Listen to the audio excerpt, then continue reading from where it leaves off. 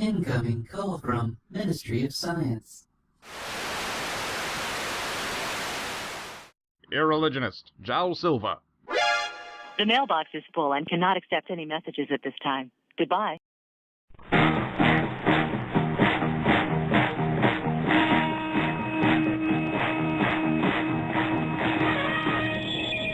the great hall of the Justice League are the two heroes known as the Irreligionist and João Silva.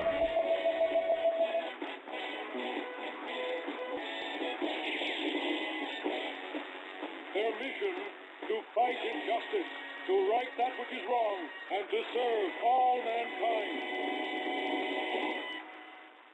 All right, welcome to another issue of the Watchtower Power Hour. Sorry it's been a while, but we have the end of the world to think about with our special villain of the week. We're going to call him Robert the Mind Breaker. He looks like a Robert. But as usual, I'm your host, The Irreligionist, with co-host João Silver, who has a new channel, so you should go check that out. Link will be in the description. If you want to see my glorious face, it is a face. Much like anybody else's face. There's a video in which he discusses the history of the Fez. So that's a thing that you can learn about at great peril to yourself. All right, you ready to go? Yes. Welcome, I'm Robert Breaker, and hey, about Robert. a year ago, I did a video entitled September 23rd, 2015. Bet you were wrong in that. I showed a lot of things that people His had lapel said mic on is the too internet low. Jesus were going to Christ. take place on that date. It's resting on his and guess what? his Many gut. of those things took place on that date. So what I It did needs is I to- went it to the needs to internet be and saw under all these the, people getting Sorry, around slightly talking above about, the second button. oh, this is going to happen on September 23rd, 2015. And I got over 1 million views of people wanting to know, what's all this about the September 23rd date? So I'm going to try to recapture that success with another video about the same topic. Like to make videos about 923, September 23rd, and they say Hollywood and all these movies puts out this number repeatedly, 923. What's that all about? Well, It would have been pretty I neat made if that he would video have predicted 911. September 23rd. Remember that date? That was the date where actual shit happened. So that I just got the complete works of Nostradamus. And I'm pretty sure Nostradamus was more on point than a lot of these people's predictions. And this is what I find fascinating. Like, Nostradamus says things like oddly specific yet still vague, so that you can fit them into history. Either the guy was a genius at understanding patterns, or prophecies. I don't know what Nostradamus is. See, like like the idea with prophecies, to me anyways, like this is my opinion on it. It's a two-part thing. Like, you have the actual seer, the prophet, so to speak, who's making these kind of general assertions, and then some might be oddly specific, but then you also have the people who are being prophesied to, who actually do 99% of the legwork. You make these general predictions, or even bizarrely specific ones, and you have the whole of humanity kind of, like, through the ages looking at them and dissecting them, and then they put relevance where they want to. Well, that's literally what everybody did with Nostradamus. Right. So yeah, I mean, like, given a long enough timeline and enough like hands on the material, you can kind of twist it to suit whatever agenda you have and fit any kind of narrative. Right, they've done that. They've done that with every single Bible prophecy. They've done like that one in Isaiah where he's talking about, like, some kid will be born. Right. And they take the 1-9 out of it, and he will, like, be like this many years old by the time the an enemy overtakes such a city. Like, yeah, the problem really just boils down to, like, anytime an event takes place after a prediction, then there is also the chance that people are literally just construing things to fit a particular narrative or preferred worldview, or that the people enacting the prophecies are knowledgeable to some degree of the prophecy that was made to coincide their actions more with said prophecy. But hey, like, that's just me, In Isaiah, the guy makes a prophecy, this kid will be born, and then he goes and fucks a girl and makes the kid. Right. And where Jesus, might not have been aware of those things, the writers of the Gospels certainly were. So, right. Like, whether or not those things could actually be attributable to any kind of historic Jesus, the people that wrote the stories of his birth could definitely have gone back to the, at then canonized, rabbinical scripture and said like, oh well shit, we could make this thing look more like this thing in this book, which totally adds validity to the crazy shit that we're saying. So yeah, but it ties into this because he's here in a bit, he's gonna make reference to a revelation. Hit play on that motherfucker. Oh boy, Revelation, my fucking favorite. About September 23rd, 2015. And quite a few people watched that video. Now, some people said, well, nothing happened. Well, some of the things that I mentioned, if not all of them, in that video did happen. The Pope came to America, something that the world never seen before, and all these different things that pointed to a new world order agenda coming to pass. The new order? But many people said, well, Kylo Ren is coming! On September 20th, We're all gonna die! No, it just reminds me of like 90s wrestling when the NWO thing started. Oh, wait, isn't it like the First Order or something? Well, the First Order is Star Wars, First Order but there is was Star there was an NWO thing that started in wrestling in the late 90s. It was like whenever like WWE and WWF, there was like a split, and then I don't know. I can't really remember the specifics. I was much more into it at that time period when I was much younger. Wrestling, you know, that's a thing. I was never into wrestling. I didn't have access to TV as a kid. But your brain cells probably didn't suffer all the more for it. You probably have retained more. Probably. I don't know. You know, I don't know because less neighborhood kids in your backyard with chairs than I did. So that was a prevalent thing for a couple of years. Maybe not. I don't know. No comment. All right. It says this is no way trying to set the date of the rapture. And that's the same with this video as well. I'm not trying to set the date of the rapture. Well, so every time everybody's tried that, they failed. It is a possibility, but I'm not saying that it is. And I'm not saying that I believe that it is. But I've been well, yeah, he's smart enough to know that, oh, I can't say it's the end, but it's totally the end. You know what I mean? September 23rd date. It's the totally real, almost sort of their end. Right. He's like, I'm not going to say that it's this thing, but, you know, it's But I'm going to heavily imply that it is. Right, by having this date ominously above my head. But skip to where he starts diagramming shit, because like he goes on about how he totally didn't predict a prediction last time. And should I skip or should I just like should we let him play out and just like stop being bitches and let him speak? Yeah, we'll just talk over him because I feel like that's the respectful thing to do. What is it about this date that people keep coming back to? So what I thought I'd do is I'd make a video about this, and you can go back and watch. I wanted to point out one other thing. In the opening thing, what he basically said was like, all these people are making YouTube videos about this. I'm sorry, that's not how it works, honey. Well, he's one of the people that made a YouTube video about it. That's the thing. Hit play so we can just berate them. About this, and you can go back and watch the 2015 September 23rd video if you like. But this video, please do. I need that money. As I did in that video, many things which I've been seeing on the internet, because on the internet we have a lot of people talking about this date. Why is it? People are talking about a date on the internet. Did you know that? He's on 4chan. He's on 4chan, everybody. He's got all the boards up at arms with his prophecy. Back to this date. Well, I think the answer might surprise you. So I hope this is an interesting Those look like boobs. study. I know where this is going. They're gonna look like boobs. Yep, Bible boobs. The Bible as well, and give some. I like how he tries to draw like he makes it look biblical looking, like it's an open book. You know, there just might with a cross in between. There just might be something to this date, or then again, it could be nothing to it. He's put little I'm going to make a prophecy. He's going to write the word rapture on this board. I mean, I know this because I actually watched the video in its entirety earlier, but I'm just saying it's a prophecy that I'm making based on evidence of the future. I know the future. Based on things foreseen. Based on things foreseen. Right, because I seen it before. You have foresight. Yes. Be foresight, yeah. In 1 Thessalonians 5:21, prove all things, hold fast that which is good. So as a Christian, as a Bible believer, I look at things, and then I take my Bible, and I say, okay, what does the Bible say about that? That's a pretty great way to start any day. A little backstory as to why we're watching this video.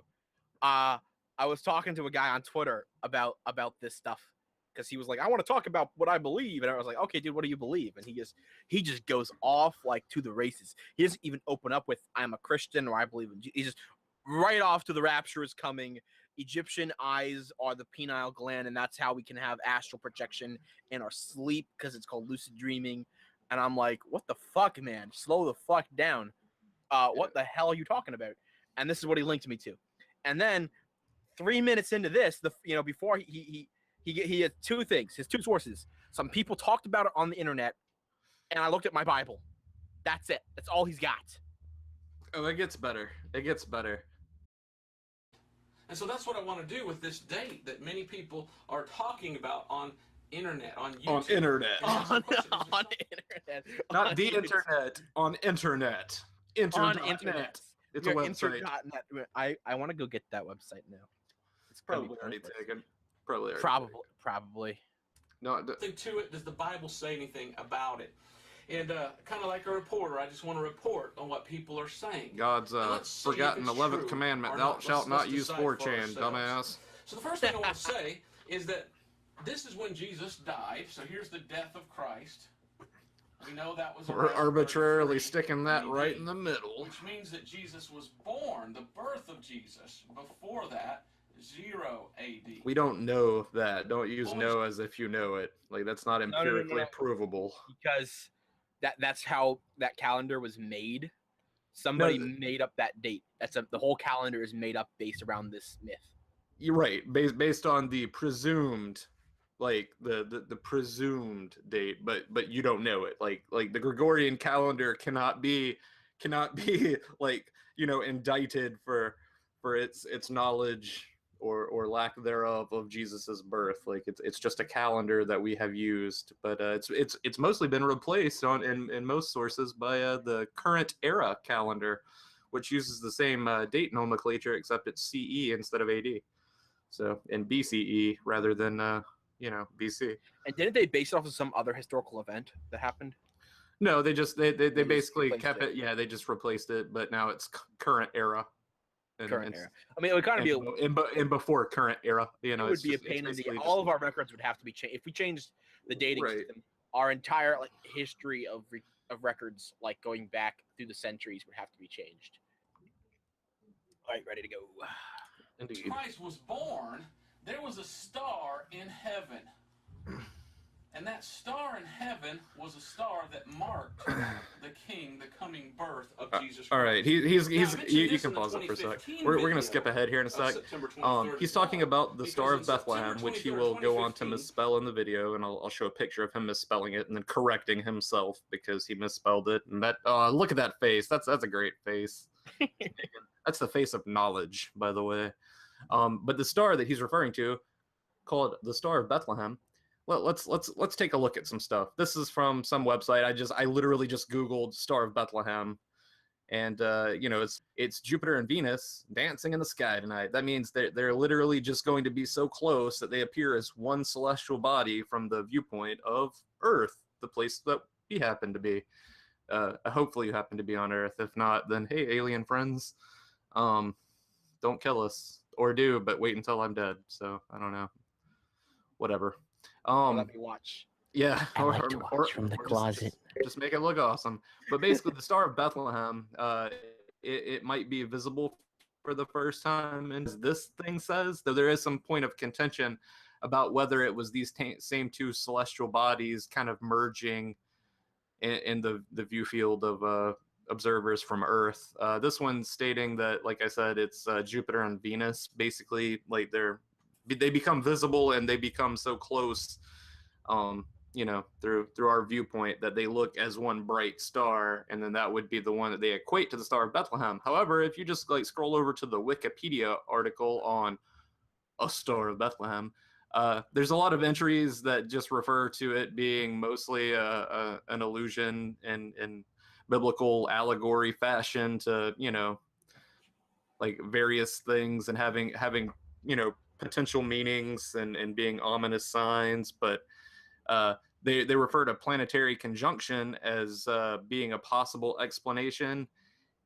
And Johannes Kepler, in 1614, apparently said that he thinks that it was Jupiter and Saturn that occurred. However, I think that they said, let's see, there might have been a triple conjunction at one point, and that the dates don't really line up, I guess, exactly for that to have been the case. So they're not really sure, but that is a thing that is supposed to be happening. We don't actually know the dates very well. Right. So I mean, like, and these aren't events that last for years and years and years. They generally happen, and they're kind of visible for a little while, and then they disappear fairly quickly. So it leaves very small windows of opportunity that these things can actually happen. And as he states in a minute in the video, the windows for certain events are kind of large on his end. So saying that these like small windows of events happening celestially have any real significance of what's taking place on Earth is kind of it's not just a huge leap in assertion. It's fundamentally ridiculous. But there's also no fundamental knowledge that these are actually the same two bodies that are going to be in like, you know, conjunction, as they call it. Or that it would have been visible enough at that point to be called that star, like it, you know, to ground observers. But that's just a little thing. So it's not actually a star, and he's making an appeal to mythology, basically. Right, and he keeps referring to it as astronomy, but this all falls very squarely in the realm of astrology, which is not a science. So cavalier towards the Bible, because unlike a lot of other people, I don't like saying the Bible is just a bunch of fairy tales, because a great guy that I like, the Bible skeptic, trademarked. I don't know if that's trademarked or not, but you know, yeah, Bible skeptic. I have also seen his videos. He did that top 10 things. Arguments not to use, right?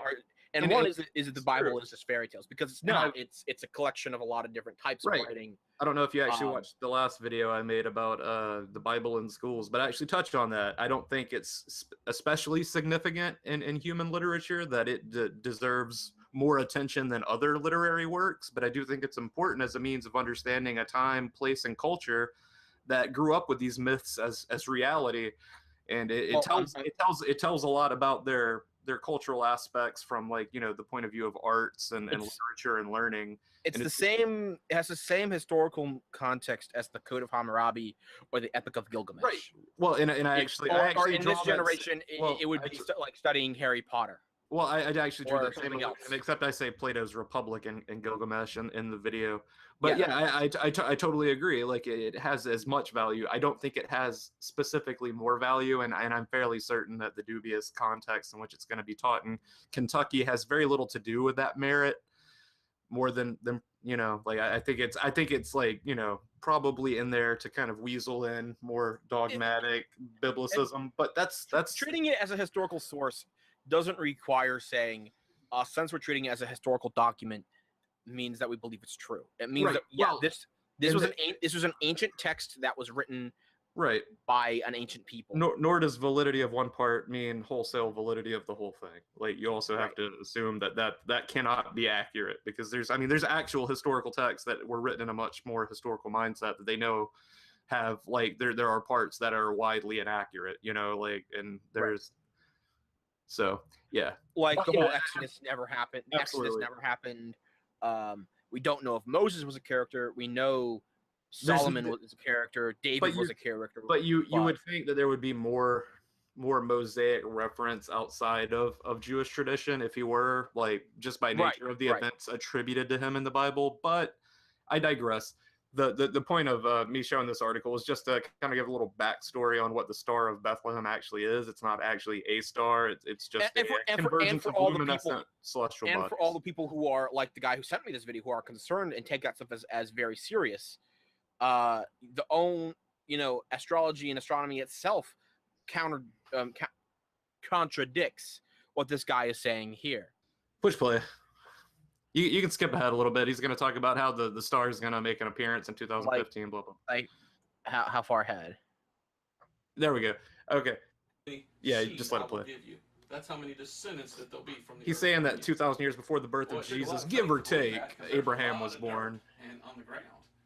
Abraham's another one of these characters that is probably made up. And the reasons we can tell why different characters are probably made up and ones aren't is the context and the way that they are written. Although David may have existed as a historical figure, since we have found artifacts References to with a his King David, right. with his insignia on them, the emblem of the House of David. We have found a tablet describing a victory over some other ethnic group of the House of David, right? The House of David beat them.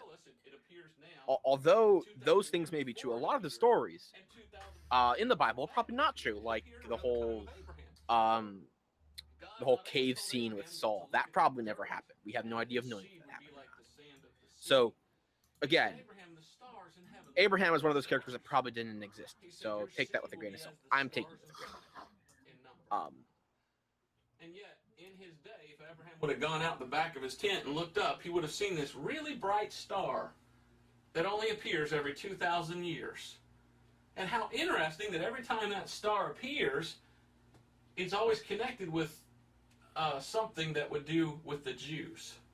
So there's something to this, wouldn't you say? There's something to this. When we saw that sign of this star in September 23rd, 2015, coming back, and they called it the Bethlehem Star.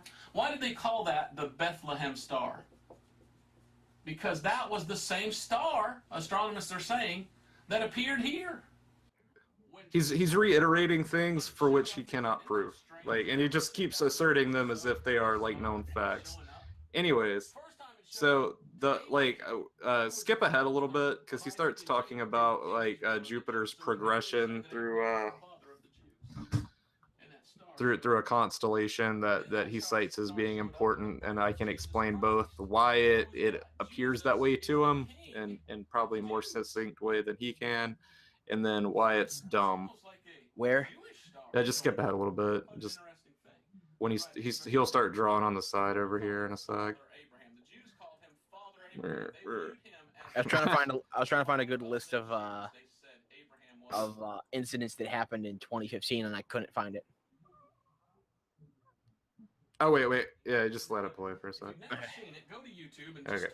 So he's about to drop some proof. So, hold on. Really? 2017. Yeah, watch this. Wait, there's fucking proof? Revelation. Oh yeah, I mean, it's his kind of proof, so it amounts to horseshit, but it's pretty entertaining. They probably all will. Some are just longer than others. But there is a certain sign that's supposed to appear on this date in 2017 that many people are saying is a sign given in the book of Revelation that's supposed to take place according to the book of Revelation. What are they talking about? All right, we're going to pause that and we're going to go to the sign. Revelation 12. It's literally the first line or the first couple of lines of Revelation 12, which, courtesy of Bible Gateway, which is an awesome resource if you like reading quotes from the Bible or the whole Bible. It has various versions, word search. It's pretty handy. I recommend it highly. For whatever reason you want to read the Bible, it's pretty nifty. There's a similar Quran site that I like to use, but this one's pretty good for the Bible. Bible Gateway. I'm plugging them for free. That's not a promotion. But the first line, right? I somehow doubt that. But this first line here is really the relevant part. A great sign appeared in heaven, a woman clothed with the sun, with the moon under her feet, and a crown of 12 stars on her head. And the second line, which is also something that they say is relevant, which is she was pregnant and cried out in pain as she was about to give birth. And now he's going to explain why that's relevant. What is that? Well, there's a constellation called Virgo. And I am not very good at drawing, so please let me try to draw the constellation of Virgo. Here is what they call the constellation of Virgo. Now, what is Virgo? It's the Virgin. Now, Virgo has all these little stars, and it's represented by a woman who's a virgin, okay? And what we have on September 23rd, 2017, we have the planet Jupiter doing something that it does often. Jupiter, as it travels across the sky, will go into what looks like the womb of this woman and circle around and come out. And it's done that before in history. As people watch the stars, they watch the planet Jupiter as it moves across the sky. And it's interesting how the planet Jupiter moves through this constellation of Virgo, or the Virgin. And what it looks like it's going into the uterus and the womb and coming out, almost like a woman giving birth. What an interesting thing. And then what you see is the only time in history when this takes place is on September 23rd. He said it would never Connect happen. the dots. He said it would never happen again for one specific reason, which I think he's getting to here shortly. But let's look at another website that's relevant. This is thenakedeyeplanets.com. This is Jupiter. It's actually a pretty cool resource. They actually basically track constellation stars, things like that, so that you can pinpoint their locations in particular days and months. So that you can, skywatch. It's a very neat resource for budding astronomers and just your backyard telescopophiles or whatever. I don't know what you would actually call people that really get into that, but I had a friend whose father was really into that shit. It was cool. But yeah, basically this shows the trajectory of Jupiter through the heavens, and this constellation here, which looks very little like the depiction he made, much less womanly and mostly just like a thing, just like that's Virgo right there, if you can see on screen currently. And the brightest star in Virgo that we can see, usually mostly unaided, is Spica, this one right here, which is also known as Alpha Virginis. That star is about 200 plus light years away, little over 200 light years away. Jupiter, as it makes its trajectory through this area, is much closer, at around, I think it's like 43 light minutes away from the sun. So you have this parallax effect where it looks like Jupiter is going through this constellation. Now, I know this is mind-blowing, but to some people, they take significance with that. I don't. That's like a car that you see 50 feet away from you passing, looks like it's moving through the trees that are 100 feet beyond that. It's an optical illusion. It's not really a thing that bears any kind of significance, like the trajectories and arcs of the planets in our solar system, as opposed to the differingly moving objects further back in space. It's not really a thing. And as you can see, it actually does kind of like an elliptical arc here, which is basically its trajectory this year. It actually passes like through Virgo and then kind of hovers out of it and then goes back again before it's going to eventually pass through Libra. So it's not really as miraculous or as awe-inspiring as this guy's making it sound. Like this, it also passed through Leo earlier and parts of Cancer.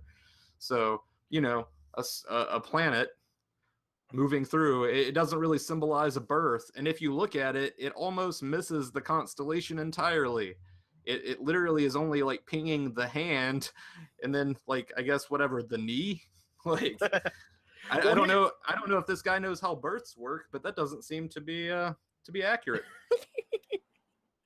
Not only that, like I wanted to point out, like these are all dots in the sky that we drew lines in between. Oh, absolutely. They have no significance. Are like yeah, it's symbology, and it's fine, to think a cloud in the sky looks like a duck, but when you start making life decisions based on the duckliness of that cloud, you may have gone off script, friend. Right. So we got we drew dots. We drew lines in between dots in the sky and called it a virgin. Whoop-de-fucking-do, mate. I'm floored. God is real. The Jews are a thing. Let's do this. But he's not done yet. He's going to prove how this time this significant occurrence is extra significant. Because on September 23rd, 2017, we have the moon at her feet. And the sun is right over here. And the Bible says that this woman that gives birth to a man-child that's in the heavens, well, that's where the stars are, the constellations. The Bible says that it's clothed with 12 stars. Well, normally, there's this constellation named Leo. And Leo is made up of 9 stars. Do you see where I'm going with this? I hope you do. Many people are starting to teach and believe that this Revelation chapter 12 sign is a sign that's a constellation. Now, this is Leo. Leo has 1, 2, 3, 4, 5, 6, 7, 8, 9 stars in the constellation of Leo, and it would correspond with a being above the head of the woman, Virgo, or the Virgin. But we read here that the woman is clothed with the sun, with the moon under her feet. That matches up. But then it says it has 12 stars above her head. All right. I'm gonna pause it here because he's going to assume that Leo plus the sun, and I think there's a couple of planets that are also going to be visible up at the top of her quote unquote head. But if you look, there's actually quite a number of stars on this star map of stars that are in the general vicinity that are more or less visible at different times that one could say is above her head. And it depends on, just like what you're considering above her head or how far out you'll go, because literally if like you just want to take a broad spectrum of area above her head, you could pretty much include as many stars as you need. If it said there was 100 stars over her head, you could start counting and eventually you'll get there. Like that's not proof of anything. And he's going to discuss how that's somehow significant, and also there again he's going to claim planets as stars, which as the scientifically literate work of a celestial being, it seems pretty but then it says haphazard. It has 12 stars above her head. There's not 12 stars. So yeah, it sounds plausible, but wait. But wait, there's more. If you act now, you can get your own personal revelation. That just so happen to be in alignment right Act now, we'll throw in a couple of extra stars. That makes 10, 11, 12. Those are the planets of Mercury, Mars, and Venus. I'm just going to say this one good time. On September Not 23rd, stars. 2017, you have the most amazing thing. You have what many people are calling the fulfillment Fuck, why not throw of in Revelation Pluto if chapter it's 12, going to be in the and vicinity? this thing I mean, hell, it's happening in just the a stars, small, in the like, constellations. planetoid now, but, Weird. why the Very fuck weird. not? Now, what's Let's go weird is balls that deep in Jupiter this. moves across the sky, and for some reason, Let's when put it gets everything to this in point, one it does a spot. retrograde Fuck motion. it. It goes back the Back other to way, the in a singularity. circle, and then comes back forward this way, and it stays there in that area for 9 months. I feel like Just this is the the same hardest amount of time debunk that a I've ever woman done was because pregnant. there's literally nothing to debunk. Well, yeah, and he's talking about, like, the gestating period is this area right here, where it's, like, The around kneecap. this, right, the armpit to kneecap gestation of the modern human that So we all know He about. moved over like 2 inches on his map, which is like the equivalent of like billions of light years. It doesn't give a specific date of this, by the way. Let's see, where is it at? See, like, it actually won't even be visible. If you look at this, the superior conjunction when Jupiter passes behind the sun, as seen from the Earth, takes place on August 26, September 26, October 26, and November 26. The planet is not visible from Earth for about 2 weeks on either side of these dates. Oh snap! So it technically won't even be visible on the 28th. Interesting. Even so, like he's still. He goes on for it, like, at some length, and it doesn't really change. But if took it back to pause it. it's fine. So he keeps going on, like, at some length about how I believe that these make the rapture happen, and here in a little bit he's gonna draw the word rapture up there, so that that he's not saying rapture, he's just heavily implying rapture with everything he does in this video. And wouldn't that be neat, is his overall message. And if you haven't been saved yet, then now's the prime opportunity, as the months are ticking away towards totally not Rapture Day. But it's Rapture. Just saying it's not Rapture, but see, Rapture is real. There it is. I'm gonna write that down, but that doesn't mean it's the Rapture, but it's totally the Rapture. I've drawn this whole diagram about the rapture happening after September 23rd, 2017, but You can go ahead and pause it. Like, we're pretty much done with the video, I think. But a fun fact that totally kind of just made me laugh was when I was searching some stuff on this earlier, I came across this little happy gem. What will happen on September 23rd, 2017? Answers in Genesis.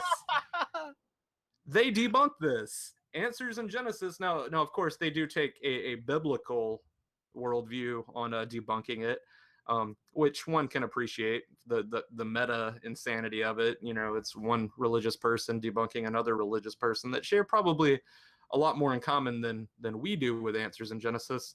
But it's probably one of the more like literate things that I've seen on their website. To be honest, it's actually it seems to be well sourced as far as an Answers in Genesis article go, and I read through it earlier, and it's kind of interesting. So I'm gonna leave a link of that of anyone who wants a biblical worldview on why this is terribly wrong.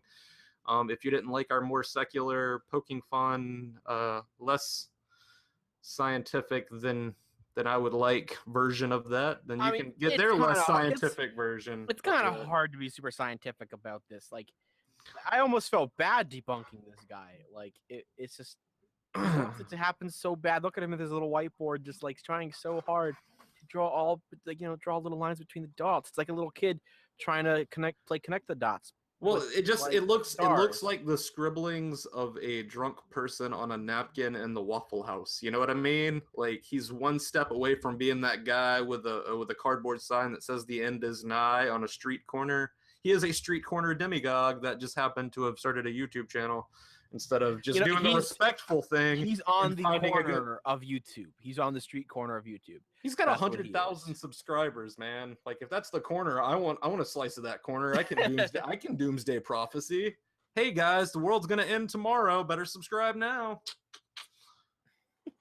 You know, and check out Giles' new channel if you have time before the Rapture. But definitely mine. Definitely subscribe to mine. Yeah, subscribe to both our channels. I'm going to plug myself real quick. I have a response video to Dr. Michael Brown coming out soon, hopefully in a few weeks. Because now that I'm filming, you know, I have to like film, do takes, script. Oh boy, that's fun. But I'm going to get it out as soon as possibly can. And I've been working on that for almost a month now, scripting it, because it kind of just irked me that he had this debate with some guy and literally walked away scot-free in that debate because the other guy just didn't even try. It was so sad. So I'm gonna stick up for the gays, and good for you, man. And yeah, so I'll go subscribe to my new channel and stuff like that. That'll be coming out soon. All right. Well, just end it on that. Yeah. End it on that. Thanks everybody for watching. Go subscribe to Giles' new channel. It's called Map Machine. Subscribe to mine. It's The Irreligionist. If you stumbled across this video and have waited till the very, very end to subscribe, you are a bastard. But I still love you. All right, guys. Have a good one.